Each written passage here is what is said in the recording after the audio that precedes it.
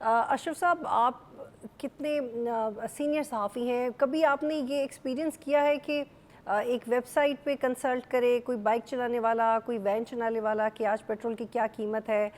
How do you react to this particular thing? जी, thank you. दुनिया में कोई भी मुल्क ऐसा नहीं है जो इस वक्त तक इस तरह की प्रैक्टिस कर रहा हो। दूसरे, हमारी क्या सोसाइटी इतनी इलिटरेट है कि हम्म। हमारे जो पब्लिक सेक्टर के ड्राइवर्स हैं, जो पब्लिक ट्रांसपोर्ट चलाते हैं, रिक्शा चलाते हैं, दूसरे बहुत से लोग मोटरसाइकिल चलाते हैं, उस पे हम्म। ऊबर सवारी करवाते हैं। तो क्या हमारा लिटरेसी रेट इतना है? क्या हम इंटरनेट की फैसिलिटी उनको दे सकते हैं कि वेबसाइट रोज कनेक्ट कर सकें? क्या हम्म। हमारी वेबसाइट्स हमारे मुख्तलिफ सरकारी महकमों की इतनी एफिशिएंट हैं कि वो बिला तवत्तल इंफॉर्मेशन पास ऑन कर सके, उनको चेक किया जा सके? इनमें में कोई भी चीज़ इनमें से जो मैं अर्ज की ऐसी नहीं है जो पाकिस्तान में इसीलिए हासिल होने वाली हो। तो मुझे नहीं समझ आती ये फैसला किसने किया, क्यों किया, इसकी क्या वजह है, किस तरह पास ऑन करेंगे डेली बेसिस पे? कहाँ उठ के सुबह-सुबह लोग अपनी गाड़ी का पेट्रोल किस रेट से डलवाएँगे, किस रेट पे अपनी प्लानिंग करेंगे, या पब्लिक हम्म। ट्रांसपोर्ट के किराए भी आया रोज़ की रोज़ तय होंगे अब? और अशरफ क्या हम साहब, अगर इतनी उस वेबसाइट को चलाने वालों ने भी केपी गवर्नमेंट की तरह ये कह दिया कि हमने जो ब्लू पासपोर्ट वाला बिल है वो वेबसाइट डाउन थी तो अपलोड नहीं कर सके, वो अगर पेट्रोल के मामलात में हो गया तो हम सब पेट्रोल कैसे डलवाएंगे? तो एक और सवाल है अब आपके लिए कि अब चंद दिन पहले साबिक वजीर ख़जाना साबिक मिफ्ताह इस्माइल साहब मेरे प्रोग्राम में थे। वो इस हक में थे कि हुकूमत इससे निकले, पेट्रोल की कीमतें डीरेगुलेट होनी चाहिए, कीमतें तय करना हुकूमत का काम नहीं है। शाहिद खान अब्बासी जब वज़ीर आज़म थे तब काबीना ने फैसला किया कि लेकिन इस पर अमल दरामद नहीं हो सका। तो जो डीरेगुलेशन, क्या अब ये दुरुस्त तय हो गई और बस स्ट्रक्चरिंग में प्रॉब्लम आ रही है? फिर गवर्नमेंट इसमें से निकल जाए ना जी। अगर गवर्नमेंट ने डीरेगुलेट करना है, जैसे पंजाब में 2 साल गंदा महीना डीरेगुलेट करके बेड़ा गर्क किया, अब दोबारा उसको रेगुलेट कर रहे हैं तो अजीब-व गरीब तरीके से। हम्म। अगर आपने डीरेगुलेट करना, निकल जाएँ। मुख्तलिफ कंपनीज़ के पेट्रोल पंप्स लगे हुए हैं, उनको चेक करें कि वो किस पे तेल, जो उनका अनाउंस रेट है उसके मुताबिक तेल से सेल कर रहे हैं या नहीं कर रहे। अगर वो नहीं करते, सजा लें, वरना छोड़ दें। हर का पेट्रोल का पंप की कंपनी का अपना रेट हो, अपने रेट फिक्स करे, जिसको जरूरत है उसे ले ले, तेल हम्म। नहीं जरूरत है ना ले। या तो इस तरह का अरेंजमेंट कर ले। लेकिन ये जो किया है कि हम रेगुलेट भी करेंगे, डेली बेसिस पे होगा, हमारा इंटरनेट भी स्पीड भी बहुत बेहतर हो जाएगी। जो मछली हमारी समुद्र में आके केबल काटती है रोज इंटरनेट वाली, वो मछली का हमने पता नहीं क्या किया है। और हम्म। सिर्फ पाकिस्तान की ही केबल काटती है, वैसे उसको पता नहीं उस मछली के मुंह को क्या खून लगा है। तो सिर्फ पाकिस्तानी केबल काट के इंटरनेट का बेड़ा गर्क कर देती है। तो हम इतना एफिशिएंट, इतना डेवलप कंट्री हैं जहाँ सारा कुछ हो। मेरी समझ से ये फैसला बिल्कुल समझ से और बाहर है, अशरफ इन्होंने साहब, क्यों किया। इकोनॉमी को कवर करने वाले जर्नलिस्ट को क्यों नहीं बुलाया? एनर्जी रिपोर्टर्स को क्यों नहीं बुलाया? इसका इसका मैं थोड़ा सा लंबा जवाब दूंगा। कुछ वक्त होता है हुक्मरान छुप जाते हैं। ये हमने जुल्फकार अली भुट्टो का जो स्टूडेंट देखा, वो आखिरी दिनों में वो नहीं सामने आते थे, कौमी असम्बली में जाके बोलते थे, उनको सब अच्छा लगता था। जो अच्छी बात नहीं करता था, बंदा उनको पसंद नहीं आता था। उसके बाद मार्शल लगा, ज़ियाउल हक साहब आए, अपने जो उनका हादसा हुआ था 17 अगस्त को, उससे पहले वो भी छुप गए थे, लोगों से मिलना हट गए थे, प्रेस का सामना करना बंद कर दिया था।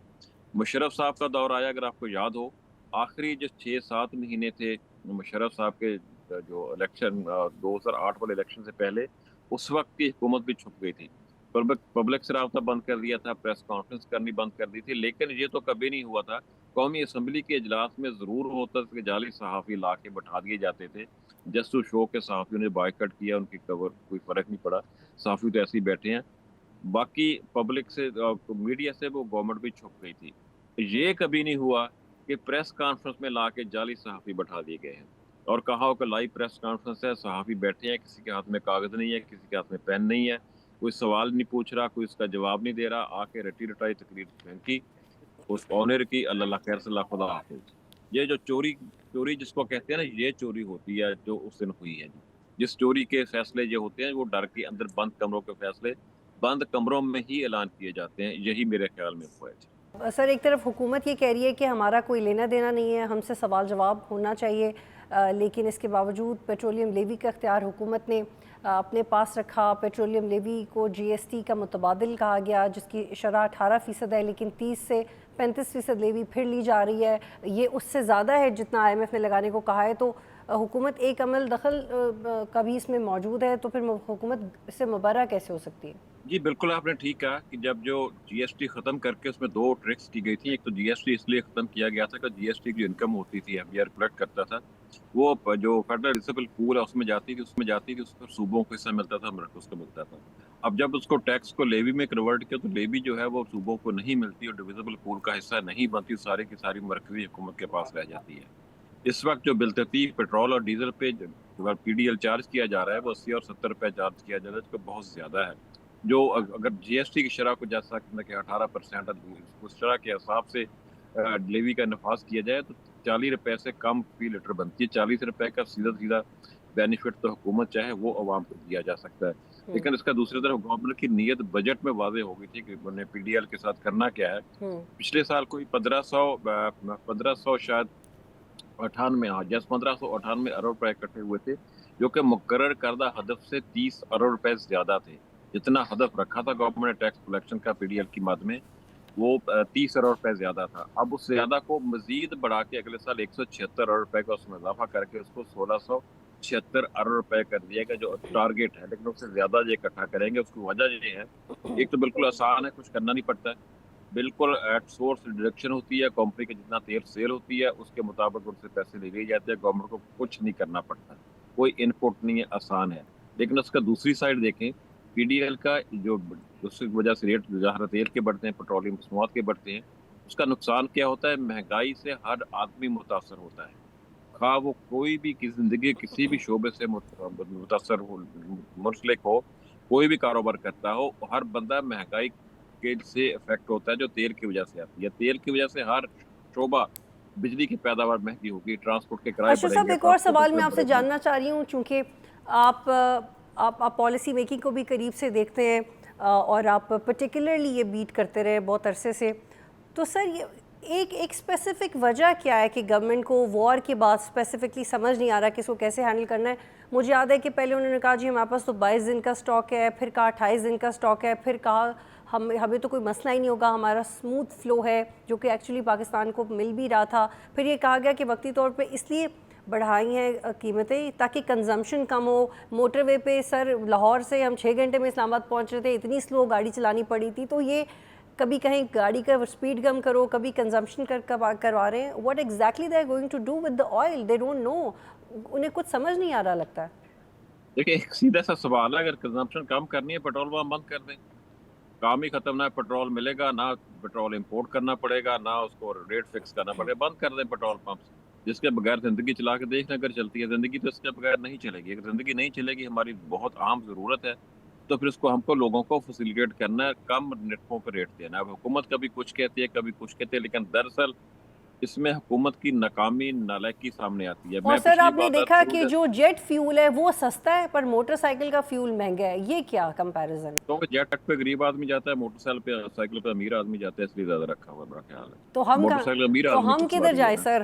हम कहाँ जाएं? हम जहाज़ पे जाएं, अच्छा, मोटरसाइकिल हाँ, पे जाएं, क्या कर सकते हैं? जहाज तो गरीब लोगों की सवारी होती है ना, ये जो बड़े बड़े लोग बैठते हैं, बड़े कारोबार करते हैं, बड़े बड़े ओहदों पे होते हैं, मुफ्त टिकट्स मिलते हैं उन बेचारों को, और सर एक वो सजेशन ये जहाज भी दी से गई है कि आप इलेक्ट्रिक गाड़ियों की तरफ चले जाएं, तो वो इलेक्ट्रिक गाड़ी उन आप पे दे दें, हम चले जाते हैं। वो तो अफोर्ड करने की बात है जो ना, जो अभी पाकिस्तान में इलेक्ट्रिक गाड़ियां बहुत कम हैं, क्या उनको चार्जिंग पॉइंट्स इतने मिलते हैं कि वो हम्म लाहौर से कराची हम्म सफर कर सके? क्या उनकी गाड़ी चल जाएगी? बिल्कुल नहीं चल सकती। हम्म पहले किसी भी चीज से फैसला करने से पहले उसका इंफ्रास्ट्रक्चर तो दे दें, ताकि जब वो चीज मार्केट में, प्रोडक्ट मार्केट में आए, उसका इंफ्रास्ट्रक्चर मौजूद हो, लोगों को मुश्किलात ना हो। हम्म लेकिन अभी वही बात आपने की थी, हुकूमत क्यों ऐसा कर रही है? मैं एक छोटी सी अर्ज करता हूँ, हुकूमत इसलिए ऐसा कर रही है सारा काम, हमारी ऑयल मार्केटें, कंपनीज हुकूमत से ज्यादा ताकतवर है। क्यों ज्यादा ताकतवर है?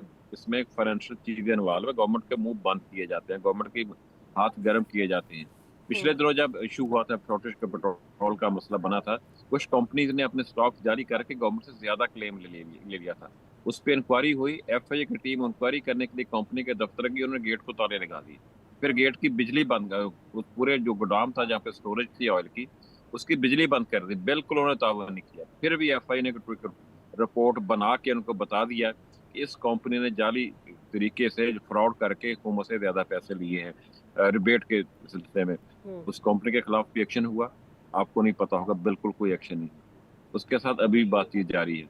अब गरीब आदमी के खिलाफ कोई छोटा मोटा 500,000 का, जब 20,000 का, जब उनके 2 लाख का फ्रॉड साबित होता है, उसकी गलती होती है, उसको फौरन पकड़ के शाम को थाने बंद कर दिया जाता है। वो हम्म कंपनी जिसने अरबों में फ्रॉड किया है, उसके साथ मुज़ाकरात जारी हैं। वो कंपनी एफआई की टीम को अपने स्टोरेज के अंदर घुसने की इजाज़त नहीं देती। टीम ज़बरदस्ती घुसती है तो बिजली बंद कर दी जाती है। पूरा सिस्टम ब्लैक कर दिया जाता है। या किसी ने पूछा उस ऑयल मार्केटिंग कंपनी को? किसी ने नहीं पूछा।